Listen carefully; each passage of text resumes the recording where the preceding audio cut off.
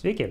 Šiandien, birželio 23 dieną, Teletrade kompanija ir jos analitikas Romualdas Antoniukas pristato mūsų tradicinę apžvalgą. Kaip ir įprasta, aptarsime praeitos savaitės pagrindinius įvykius bei naujienas, kurios laukia mūsų ateinančią savaitę. Taigi, kas buvo įdomiausia praeitą savaitę? Iš tikrųjų, tai Jungtinių Amerikos valstijų centrinio banko sprendimas dėl monetarnės politikos. Šis įvykis turėjo labai reikšmingos įtakos ir, galima sakyti, išjudino stipriai rinką. JAV dolerio kursas daugumos valiutos atžvilgių stipriai susvyravo į visas pusės ir nemažai investuotojų netinkamai apskaičiavę savo pozicijas, ko gero turėjo ir nuostolių.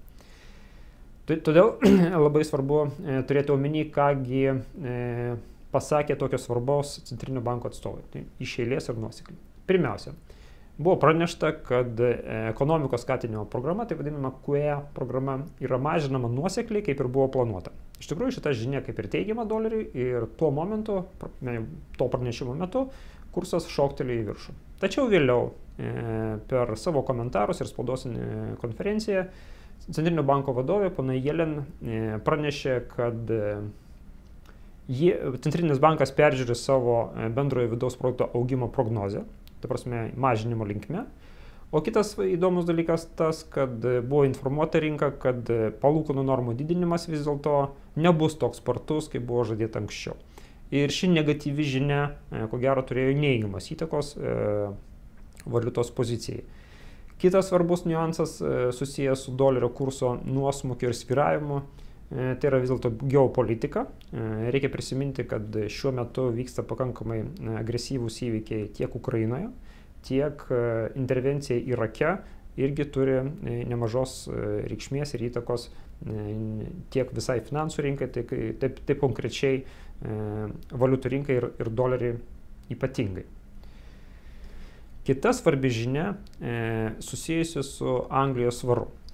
Naujienų, kurios turėtų reikšmingos įtakos praeitą savaitę šiai valiutai kaip ir nebuvo, tačiau neplanuotai netikėtai Centrinio banko vadovas ponas Kearney išsakė savo poziciją ir susirūpinimą dėl augančių nekilnojamo turto kainų šalyje. Jo nuomonė, kainos auga taip sparčiai, kad kyla pavojus susiformuoti nekilnojamo turto rinkoje kainų burbului. Ir ta proga Centrinio banko vadovas išsakė nuomonę, kad reikėtų imtis tam tikrų priemonių suvaldyti situacijai. Ir viena iš galimų priemonių tai yra kiek ankstėlesnis, negu kad buvo manoma anksčiau, palūkanų normų didinimas.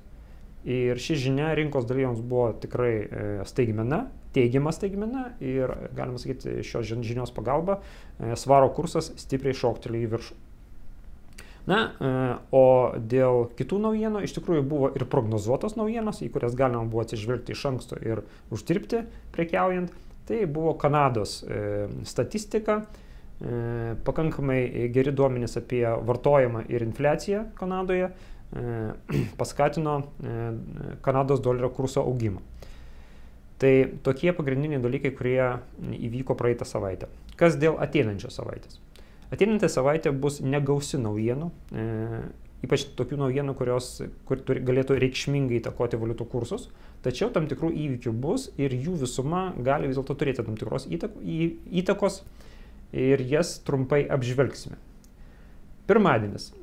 Iš tikrųjų, pirmadienį jau pasirodė verslo pasitikėjimo indeksai pagrindinių Europos šalių, tai yra Prancūzijos ir JAV ir bendras Europos Sąjungos.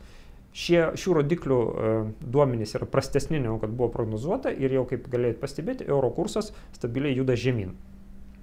Antradienį pasisakys Anglijos centrinio banko vadovas. Ko gero, antradieniniam pasisakymė galime laukti išsamesnių komentarų apie tai, ką svarstys daryti centrinis bankas tiek ryšium su besipučiančių kainų burbulu, tiek bendrai su Anglijos monetarinė politika. Ir tai gali turėti įtakos svaro kursui. Taip pat antradienį bus visas paketas paskelbtas statistikos iš JAV, tame tarpe naujų namų pardavimai bei vartojimo pasitikėjimo indeksas. Tai irgi gali turėti tam tikros įtakos. Trečiadienis. Vėlgi statistika iš Anglijos, šį kartą tai yra būstų kainų indeksas, labai svarbu.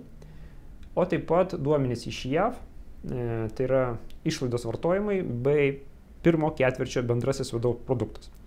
Jeigu šitie duomenys išeis tokie kaip prognozuota, tai ypatingų svyravimų nebus, tačiau jeigu viršys prognozę, galima sulaukti judėjimo rinkoje. Ketvirtadienis. Vėl kalbės Anglijos centrinio banko vadovas. Šį kartą jis pristatinės finansinio stabilumo ataskaitos rezultatus ir šita ataskaita yra daugmaž standartinė, tačiau galima sulaukti ir įdomesnių naujienų, nes pastaruoju metu rinka tuo pasižymi. Na ir naktį iš ketvirtadienį į penktadienį išeis Japonijos statistika, svarbus duomenys dėl vartojimo ir vartojimo kainų indeksas. Ir jeigu šitie duomenys bus palankus, galima tikėtis Japonijos jenos stiprėjimą. Na, taip pat penktadienį sulauksime vartotojų kainų indekso iš Vokietijos, tai tam tikras rodiklis, kuris gali nusakyti, kokia linkme juda Europoje infliacija. Tai iš tikrųjų svarbu euro. Tai tiek naujienų šiai savaitai ir savo klientams norėtumėm palinkėti gražių švenčių ir smagių joninių. Ir iki kito susitikimo.